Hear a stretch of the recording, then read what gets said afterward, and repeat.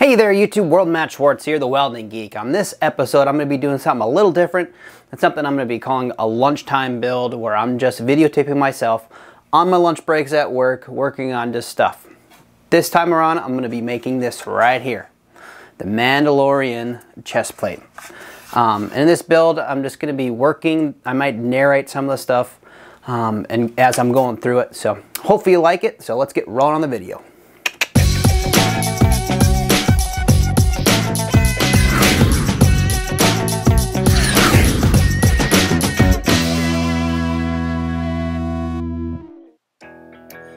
Okay, the first thing I'm going to show here is out of my CAD program how I print things one-to-one.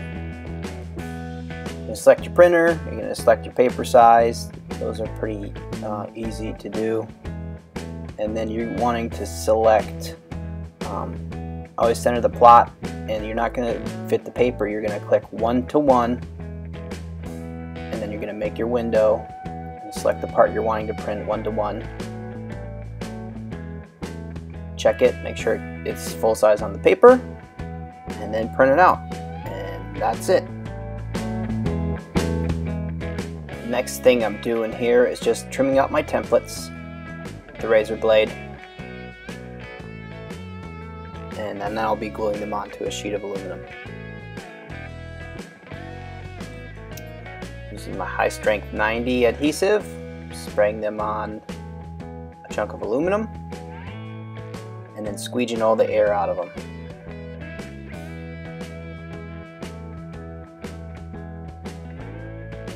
After I do that, I shear out all my parts, get them reliefed out, and then I'll shear out my straights. On the super awesome hydraulic shear.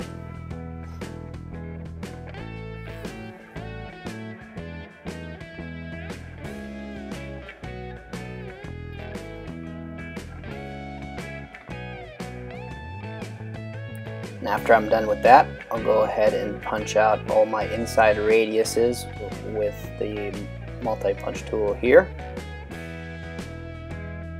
And then I'll use the square to relief out this internal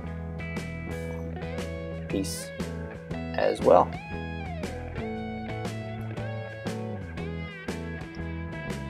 Anything I'm not able to nibble out or hit on the shear that has either a curve on it or as an internal part, I will do this on the bandsaw. And after the bandsaw, I'm going to go ahead and use my angle head grinder with the Scotch-Brite and deburr my parts and smooth out any of the saw blade lines, just to clean the part up before I start forming it. Getting rid of all the burrs so I don't cut myself during the fabrication process. Straightening out all my lines, making it look pretty. Putting radiuses on all my corners.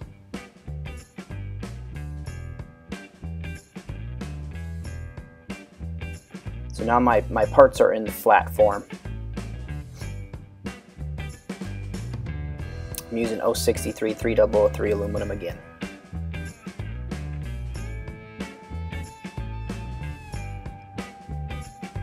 Make my way over to the apron break here and bend my straights.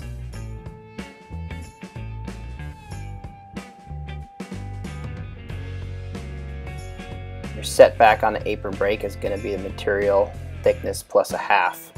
Still 63, so it's about 090. Setback on the brake. That's what those tangs should be lined up so I can TIG weld them. Through the middle of my fabrication process, after taking a deeper look at the actual part, there's actually a radius on the outside edges. Instead of just that straight line, there's a nice big radius out instead of being straight like this. So I remade these parts, and I'm just going to weld that lip on instead of having it bent like that. So now I'm going to make my way over to the slip roll and roll my parts to the radius, the desired radius. with all the compound bends, there's some compound curves in these chest plates. So I'm going to roll them one way first, so they're reasonably matched, and then hit this corner, bring it over as well.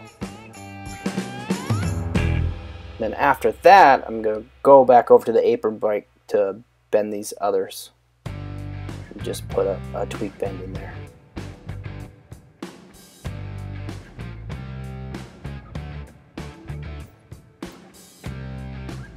This tool puts a little radius on all the corners to make it look smooth and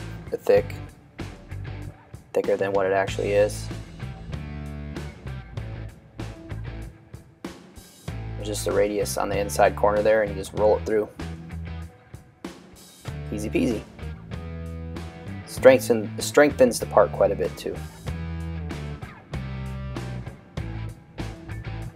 There's a section on here that when I went to roll it through, there's a little tweak, so I'm just straightening those out with a mallet and a dolly.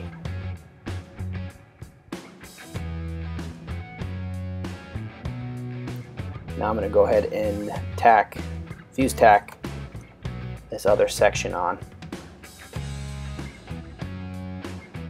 making sure your edges are nice and clean so it tacks up nice. If they're not clean, they will not fuse tack at all.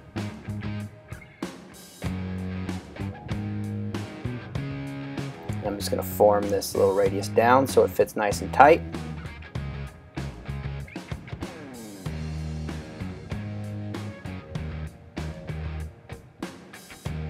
Fuse tack it into place.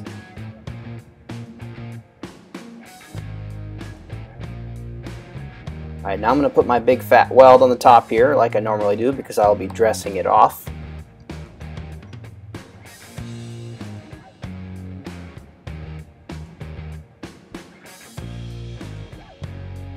Using my Miller welder here, AC current, probably about 150 amps, 1/16 2% thoriated tungsten, sharpened to a point. I'm going to put the nice weld on the inside, taking my time to make it nice and smooth, that stack of dimes look you're always looking for. I'm using 4043 rod to weld this part with.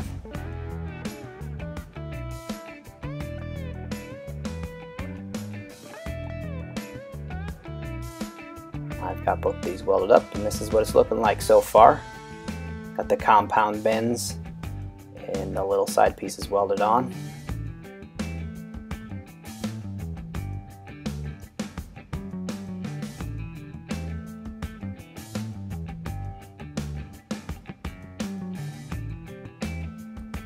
The next thing I'm going to do here is actually make a tool to make the center chest diamond. It has a little step in it, so I'm just going to shear out layers. Instead of doing it out of one big chunk 1/4 inch, which is really hard to work with, I'm just going to shear out a bunch of 063 to make it 1/4 inch and stack them together. So that's what I'm doing here.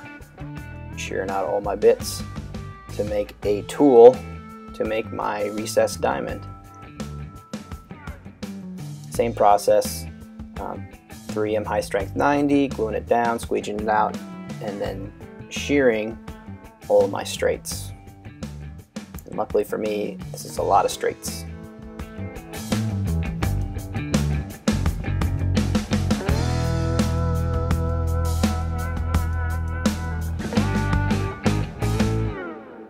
When I draw my stuff, I always draw the inside radius corners with a cross mark so I can center punch them, and that's what I'm doing here. I'm just center punching all the holes and all the inside radiuses, so when I go over to the hole punching machine, I can punch them out all nice and even.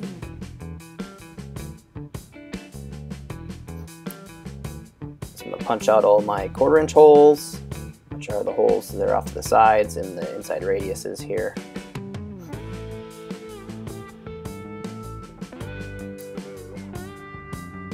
Putting that hole in there so I can weld the center diamond to that plate. That'll be my push plate. Marking all these, punching out all these holes in the corners. Sharp corners on stuff does not look nice. make sure you radius all your corners. It'll make it look more professional.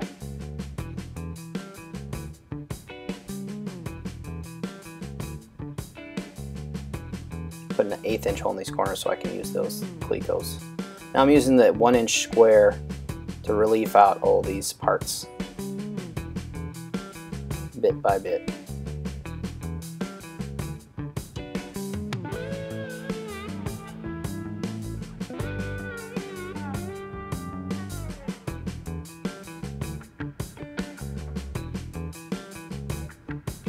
After I get that done, I'm going to tack all these pieces together. Just simple little fuse tacks to hold them together. A little bit of rod. I don't want it too big. And this plate, bolting it together, making sure all the holes line up nice and tight. Go ahead and fuse these together too. You can do this with a 1/4 inch plate too, but this was just easier for me to do.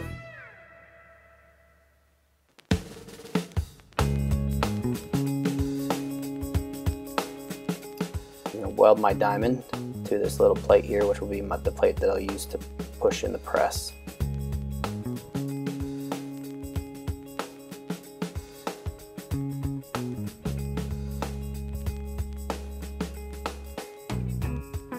Make sure I tidy up all my corners. Smooth everything out nice.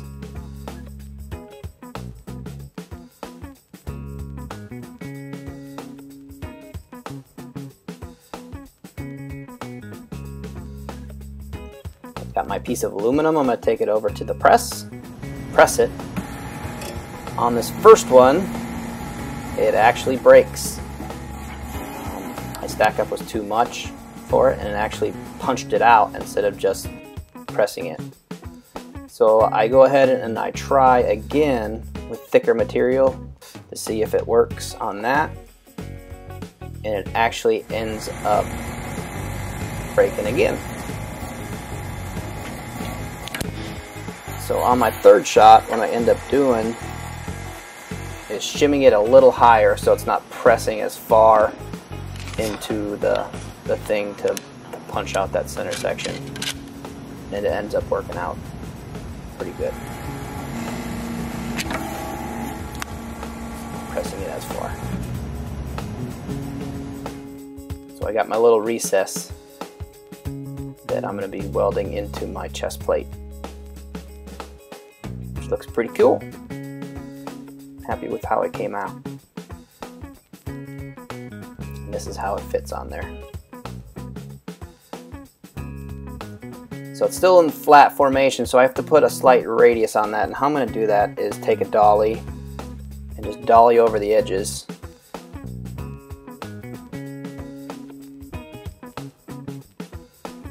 So it fits a little tighter on this chest plate here, like so. I'm going to go ahead and clamp that into place and tack weld it on the back side.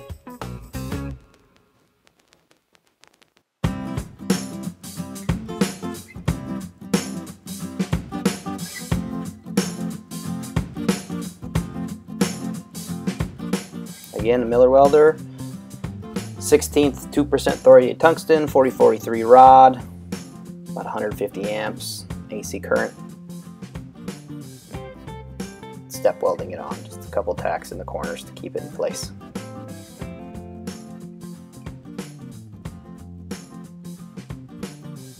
I'm going to go ahead and weld on the bottom section.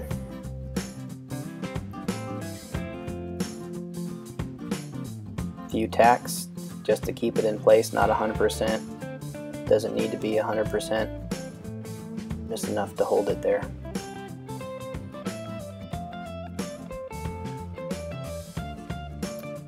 And this is what it will look like, hopefully, when I get it all put together.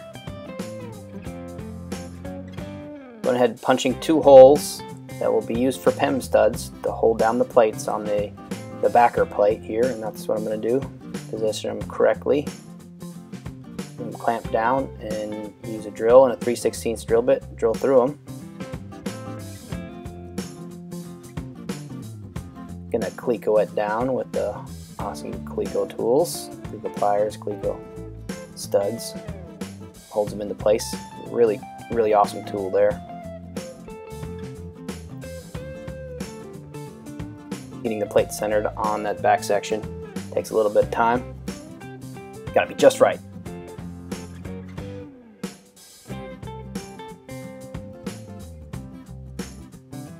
I'll go ahead and punch those 2 holes. So when I press the PEM studs in the top plates, they'll poke through those holes in the bottom plates and they'll just tighten the nut down, and it should draw them down nice and tight.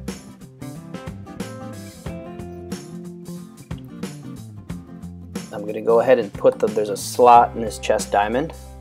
I'll go ahead and cut that in here with an angle head grinder with a cutting blade on it.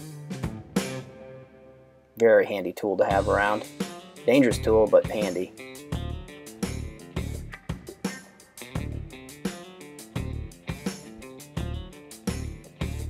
Just gonna finish it out. Make sure it's nice and straight. File it nice, and then deburr it with the deburring tool.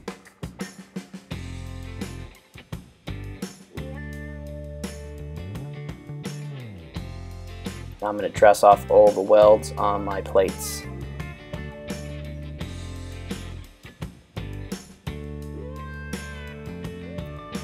Just following each plane to bring it to a point. It should be straight if you do it right.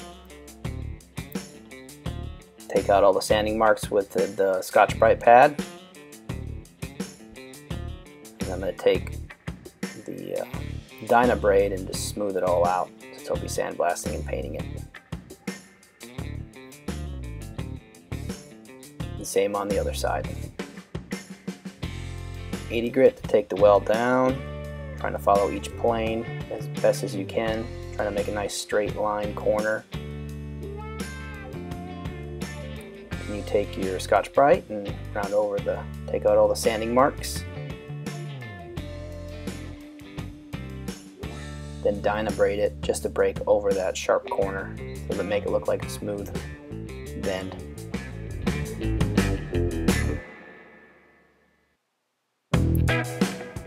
Radius and cleaning everything up. Next thing I'm going to do here is put the plate on the back, because that slot is not a through hole, it's just a slot. So I'm just going to put a tack in each corner here.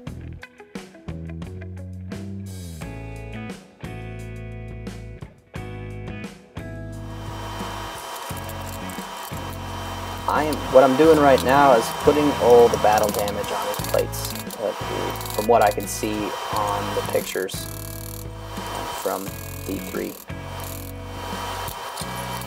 So I'm just putting those in with the hammers,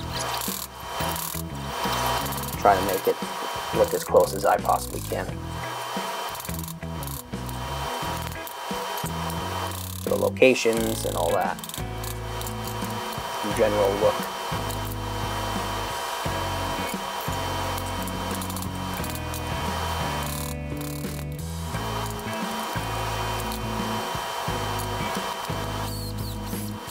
That's how I do battle damage if I'm doing battle damage on my costumes. Pressing off the top so it's flush. I'm going to go ahead and put in 4 holes on the backer plate, which will be I'll put PEM studs in there to mount the plate to a vest if I ever get that far. I'm putting in my PEM studs now.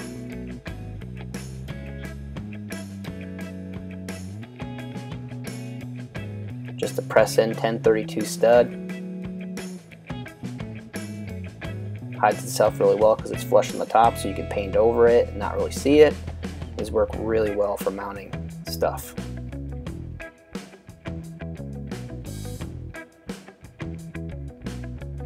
I'm just using an arbor press to press them in a piece of tube, thick wall tube. I'm going to get to painting here. And what I'm going to do first is use my kid's toothpaste and a Q-tip and hit all the spots I don't want paint to stick.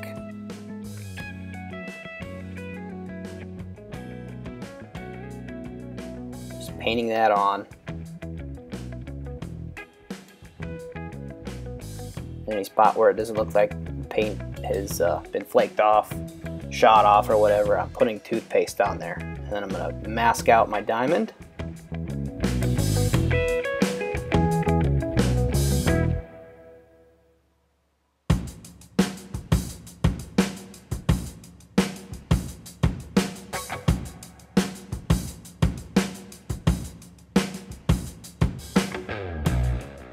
I'll go ahead and paint those black first, and then add a little bit more toothpaste to where I do not want paint to stick, to give the battle damaged edges that black tint, the black edge. Multi-layer paint, so you can do this with as many layers as you need to be. It worked really well.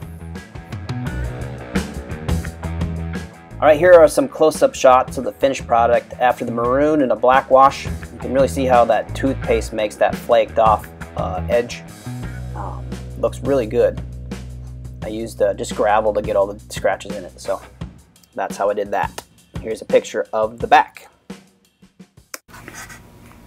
And this is the finished piece. I know I black washed it and that step's not in there, but that's going to be its own separate video. So I hope you enjoyed the video. I hope it was entertaining. If you did enjoy it, please subscribe and comment and like and do all that cool stuff for me, please. And hopefully we'll be having some more cool stuff like this coming down the road, more lunchtime builds. So my name is Matt Schwartz and I am the Welding Geek. Thanks for watching my video.